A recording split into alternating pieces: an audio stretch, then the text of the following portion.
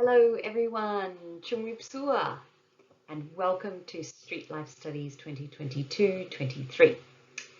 This is a course where we focus on community-led street life, and we look at this in Sydney and in Phnom Penh. This is an introductory lecture for you to watch before the first class, and this lecture is all about re-seeing streets. Welcome to the Street Life team. We can't wait to meet all of you, and in the meantime we ask all of our students from both RUFA and UNSW to add your name and a photo and an answer to a quick question on our Miro board so that we start to get to know one another. In terms of our staff team, I'll quickly introduce us all and then you'll meet us in face-to-face and online versions soon. My name is Eva Lloyd and I'm a lecturer in the School of Built Environment at UNSW Sydney. I'm going to be leading the course with Vut Lino, who is the director of Salsa Art Projects, and we have taught together and worked together for many years in this course and on some other projects. We're going to be working with a team of people in both Sydney and Phnom Penh, with Pal Pisset from Phnom Penh, who's going to be one of our course tutors. Pisset is a lecturer at the Royal University of Fine Arts in Phnom Penh. We're also going to be working in Phnom Penh with Tia Van Vera. Vera studied street life studies a number of years ago, and he has since then worked together with us on an exhibition. He's mentored into the course, supported in teaching preparation, and for the past 2 years now he's been tutoring into the course. And then last but not least, we have the wonderful Richard Briggs. Richard has also tutored and led this course for many years, and he's going to be involved this year running some workshops in our preparation course events in December. So before we launch into any content, I want you to just take a moment and close your eyes right now and just take a breath. And I want you to think back to the last time you were walking in your local streets. Create a little mental image of this in your mind. What were you doing? Why were you there?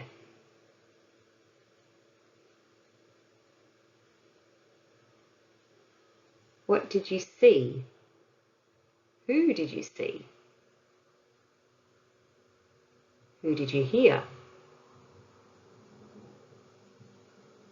What were they doing? Why were they there? Who wasn't there? What wasn't there? When were you there?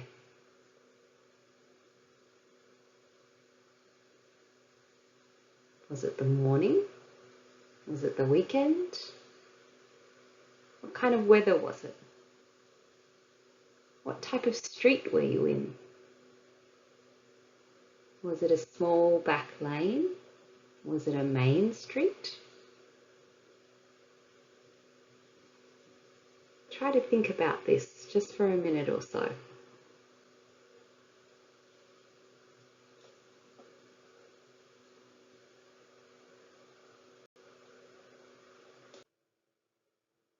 This image that you're conjuring and some of these questions that I'm prompting you about and the thoughts that you're having are street life. And that's what this course is all about street life and ideas of lived streets. So, if streets are the veins of a city, as Jane Jacobs says, or a city's neurology and accumulated intelligence, as Adam Gopnik says, then what makes really great lived streets? What makes great street life? Many people talk about the fundamentals. So having a place where Human and more than human life are thermally comfortable, So if it's cool, having a place where you can sit in the sun. If it's hot and sunny, having a place where you can be shaded and cool. A place that is safe. And a place that is connected and accessible. Those are some of the basics. What we'd like to do in this course is look at these, but also extend upon them. We'd like you to think about great lived and living streets as places which are open-ended. And what does that mean? It means streets that can facilitate a possibility of diverse users, a possibility of diverse activities, and a possibility of diverse times of use. So that might mean that an elderly woman could go and spend time sitting alone in the street and linger there. It could also mean that a street vendor could spend a short period of time in the street and then move on to another area. So streets that are open-ended. The next is streets that are co-generated, and this is a big focus in this course. So streets not just that are created by those who are in power and powerful, but streets that are made and adapted and regenerated by those who occupy them, by those who use them. And that use and occupation and involvement is a way of enabling agency. So we have open-ended streets, we have co-generated streets, we have streets and spaces of visibility. Now that doesn't just mean that you can see them and you can access them. We want it to go further than this. So streets and public spaces as places of democracy, places where individuals and groups can express social struggles.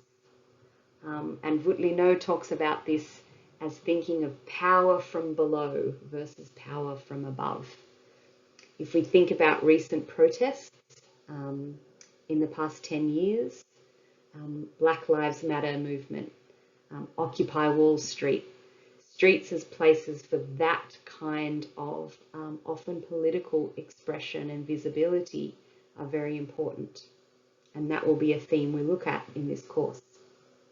So open-ended streets, co-generated streets, spaces of visibility, spaces of encounter. You all have probably heard and read about the importance of streets and public space and interiors and landscapes as social spaces, and that's what Encounter is about.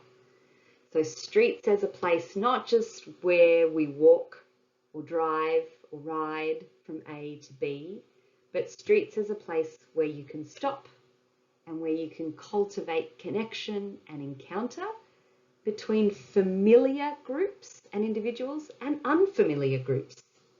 And that might be quick encounters, I just saw someone, I watched someone doing something else, or it might be more extended encounters. I went to this street to play a game with my friend whilst drinking coffee. I know that person, but I'm watching other people that I don't know, and so I'm having social encounters. Spaces of encounter can be supported by spaces and streets of care. And when we think about care, we're particularly here thinking about care for human life, but also for more than human life.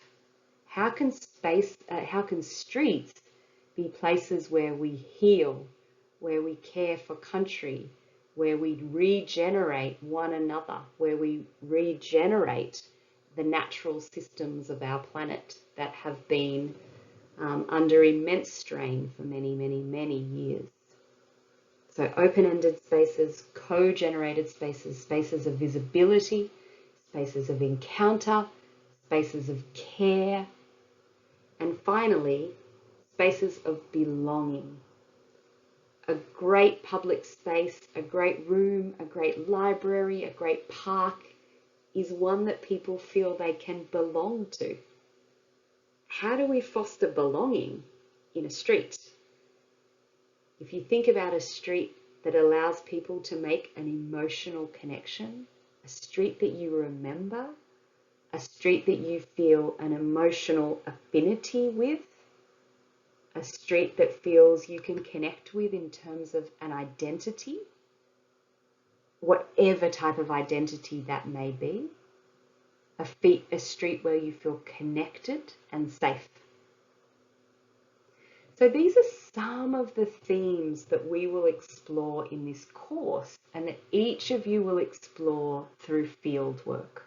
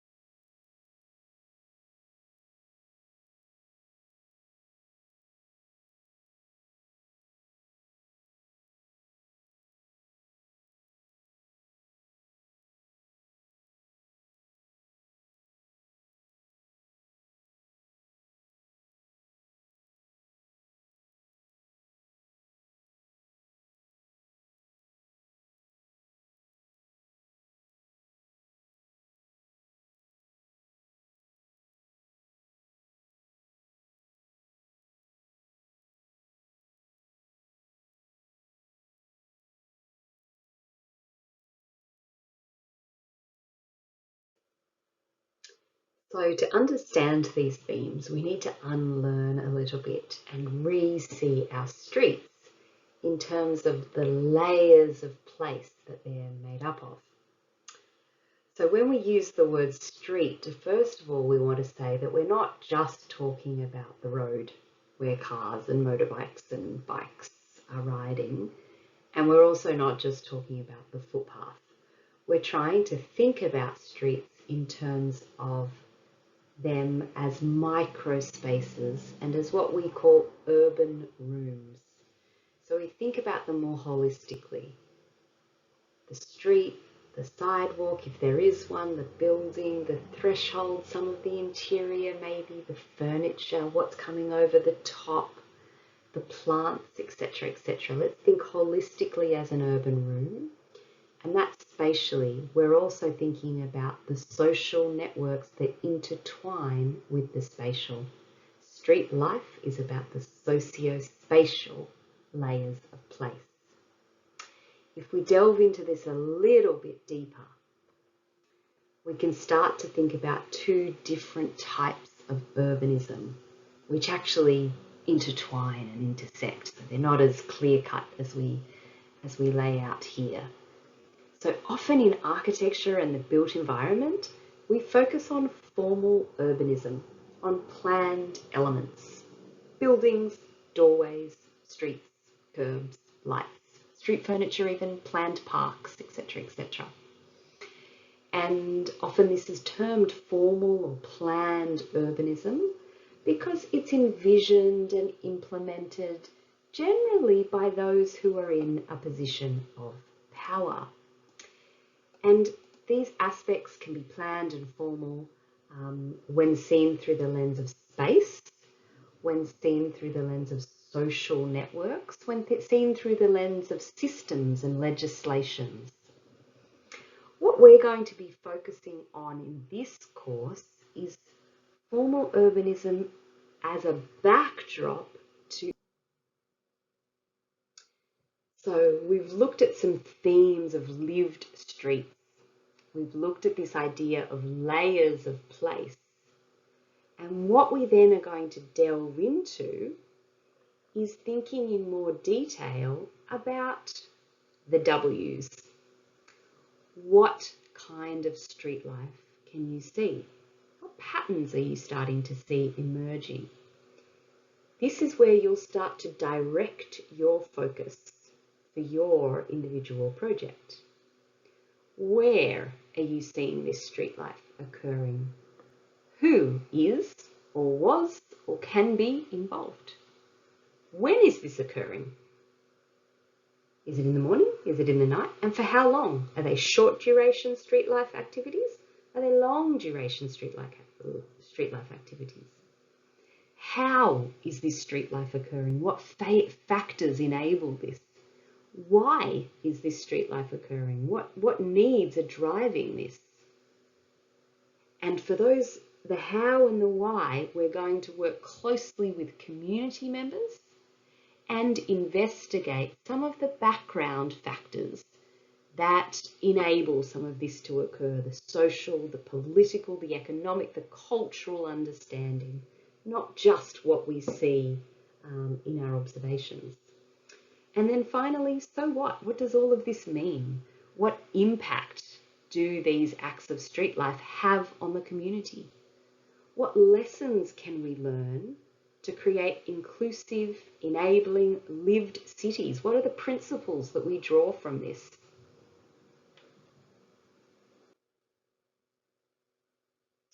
So through all of this, what each of you as individuals are going to do is find a specific pattern or theme of street life to explore, narrowing that big, broad area of street life down and into a specific path or research inquiry or research theme.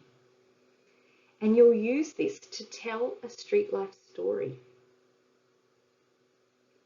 So, this might mean you say, I noticed and I've heard about and I've read about the fact that there are many diverse street users in this street that I'm looking at. So how can streets be inclusive?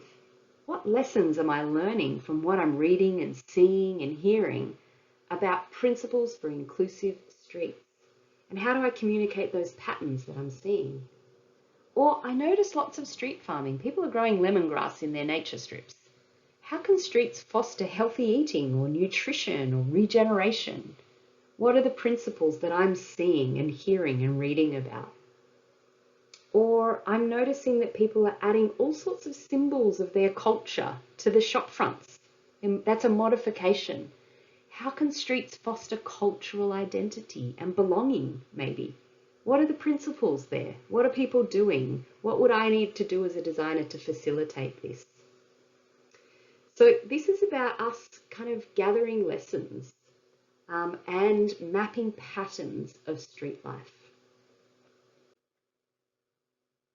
We are going to be telling stories of street life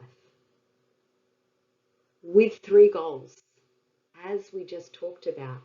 Lessons for us as designers to facilitate, not to design, but to facilitate inclusive, enabling, and lived streets. 2, to support our communities in helping them to identify their strengths, their vulnerabilities, needs, and desires to improve street life. And then finally, bringing those together to create a platform for co-designing solutions to improve streets, not for us as designers, but to serve the needs of local communities. These are our goals, and this is why we're doing what we're doing in this course. So why is it actually important for us to look at community-led street life? Because it is under threat of extinction. Why is this? There are lots of reasons, but I'm going to go through 3 of them. One that has been prevalent for many years now is the rise of the vehicle. So the vehicle continues to prevail over human and more than human life, and the effects of this are felt in public streets, where parking and vehicular access often takes precedence over human and more than human life. Secondly, privatization of the public realm. Private sector is increasingly controlling our public realms. And so what this can mean is that streets become places that are public, but which are increasingly only accessible by those who can afford to eat and drink and shop there. Some scholars call this cappuccino urbanism, as opposed to free access urbanism, which is arguably what streets should be offering. Finally, we have city beautification projects aimed to tidy streets. Often this is about improving circulation for pedestrians, which is absolutely important. But what can happen when this beautification and tidying goes too far is that it negatively impacts those most vulnerable, who often do not have a safe home to go to, or who are part of informal economies. And this, of course, impacts on the safety and livelihood of these vulnerable communities. But the eradication of informal street life has a broader impact and can cause gentrification and a loss of the identity and belonging for the broader community who use the street. So we need to look at how we can protect and facilitate and further community-led street life. To do this, we're going to focus on a few key themes. So we're looking at public space, within this at streets, and largely at street life. Intersecting with this, we're going to take a community-centered approach and a strengths-focused approach. So we're not just looking at the deficits and the problems, we're trying to learn from what is actually done really well by users on the ground. We're going to use mapping, and this is where our visual and technical skills as designers comes into play. Mapping as a tool to record strengths and to record community-centered approaches, but also to enable and to give agency. We're going to take an intercultural approach, thinking about how our roles as insiders and outsiders in each of the contexts that we look at can help us to build deeper understanding, particularly when we collaborate with one another. And then more broadly, we take a social justice lens. So this is about looking at street life through the framework of striving for equality and agency for those who are more vulnerable in our cities. We can wrap all of this together through the lens of collaborative, ethnographic and co-design processes. And we'll talk to you more about that in the next lecture. We will explore these themes through a cyclical process that is really based on good practice in community-centered and community-led design, which is based on really deeply understanding as a designer a local context and building relationships of trust over long periods of time in an ideal world with local community members. So if we look at the middle here, this of course requires students to work alone partly, but also to work in partnership with community members. And if we have a look on the outside here, we can see that the course runs in two phases.